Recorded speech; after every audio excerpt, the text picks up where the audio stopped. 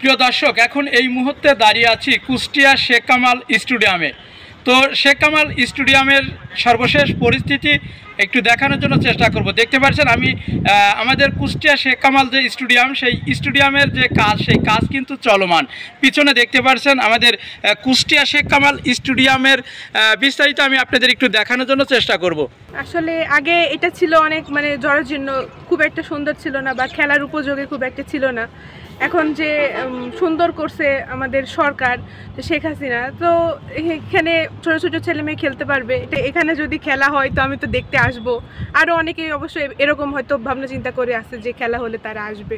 তো তাকে আমাদের পক্ষ থেকে সবার জন্য শুভেচ্ছা। তার জন্য নাম মুন, আমি হচ্ছে এসএসসি ক্যান্ডিডেট, এবার দিব পরীক্ষা। এখানে এমনি একটু দেখতে আসলাম যে কি অবস্থা।